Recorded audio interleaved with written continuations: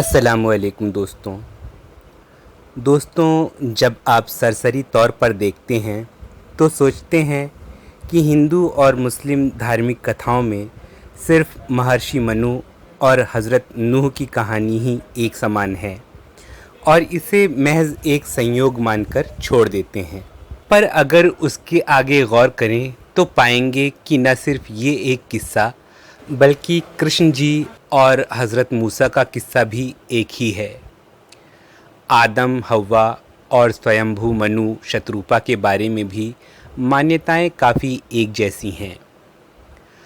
कुछ समय पहले मैंने आपको ये भी बताया था कि किस तरह राम जी और नबी यूसुफ अलैहिस्सलाम की कथाओं में भी बहुत समानता है। इन 4 मिसालों के बाद और थोड़ा विचार करें तो 5वीं मिसाल की तरफ भी ध्यान जाता है। ये मिसाल है ईश्वर भक्त प्रहलाद और ईश्वर भक्त इब्राहीम अलैहिस्सलाम की। दोनों ही कथाओं में कुछ ध्यान देने योग्य साम्य है।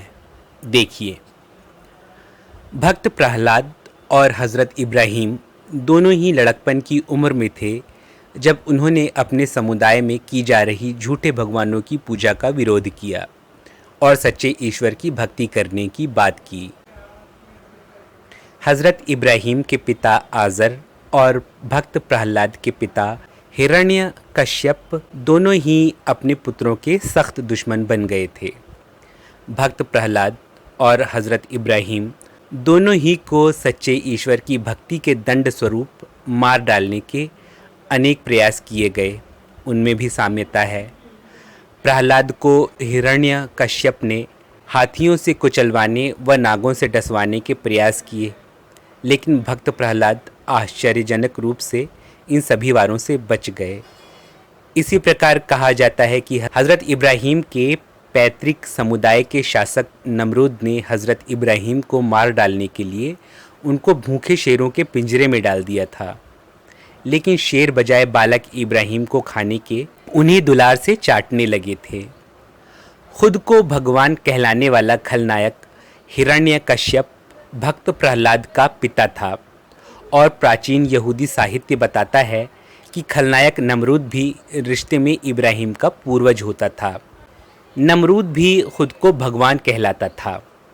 भक्त प्रहलाद और नबी इब्राहीम दोनों ही को ये कहते हुए खलनायकों ने भयंकर आग में डाल दिया था कि अगर तुम्हारा ईश्वर इतना ही शक्तिशाली है तो इस आग से तुम्हें बचा कर दिखाए।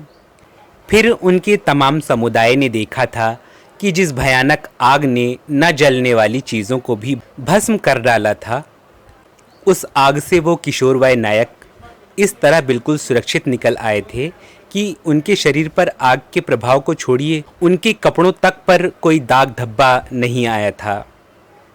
लेकिन इस महान चमत्कारिक घटना को देखने के बावजूद दोनों नायकों ही का विरोध उनके समुदाय में ख़त्म नहीं हुआ। ये भी एक समानता है। आज़र और हिरण्यकश्यप दोनों ही अपने पुत्रों की हत्या कर डालना चाहते थे। इसके बावजूद उनके पुत्रों ने अपने ईश्वर से अपने पिता की भलाई की दुआ मांगी थी। समानता कथा के सारांश में भी है कि भक्त और भगवान के बीच सीधा संबंध होता है और जो भक्त ईश्वर में सच्ची आस्था रखता है, ऐसे भक्त का कोई शत्रु कुछ अहित नहीं कर सकता, बल्कि ईश्वर अपने सच्चे भक्त की हर संकट में सहायता करता है। देखने पर लगता है कि ये 2 व्यक्तियों की एक ही कथा है, पर सोचिए, ऐसा भी हो सकता है कि ये एक ही नायक की 2 कथाएं बन गई हों। देखने में आता है कि हमारा भारतीय समुदाय एक नहीं बल्कि कई धार्मिक कथाओं में आस्था रखता है, जिन धार्मिक कथाओं का अच्छा खासा साम्य इब्राहीमी धर्म में वर्णित धार्मिक कथाओं से होता है। इब्राहीमी धर्मों में ये सारी कथाएं नबियों के वृतांत हैं। ध्यान देने की बात है कि इतने सारे नबियों के वृतांतों को यहूदी, ईसाई और मुस्लिमों के साथ हिंदू समुदाय भी क्यों साझा करता है। कई नबियों की समान कथाओं में आस्था रखना इब्राहीमी धर्मों के मानने वालों की विशेषता है, जो इस ओर इशारा करता है कि इन सब धर्मों का मूल और आराध्य ईश्वर एक ही है।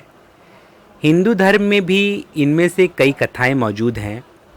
इस तथ्य पर गौर करें तो प्रतीत होता है कि हिंदू धर्म भी अपने मूल में उसी नबी परंपरा और एकेश्वरवादिता में विश्वास रखने वाला धर्म रहा होगा, जिस परंपरा में विश्व की सर्वाधिक धार्मिक आबादी ईसाई, इस्लाम और फिर यहूदी विश्वास रखते हैं।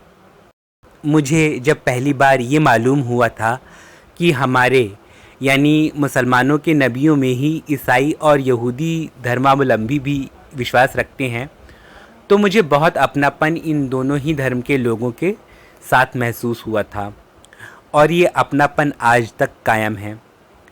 आशा करता हूँ कि यही अपनापन मेरे बहुत सारे हिंदू भाइयों के मन में भी मुस्लिमों के प्रति भी बढ़ जाएगा, जब वो इन बातों पर गौर करेंगे कि इतने सारे नबियों की कथाओं से उनके अवतारों की कथाओं का साम्य क्यों होता है। शुक्रिया।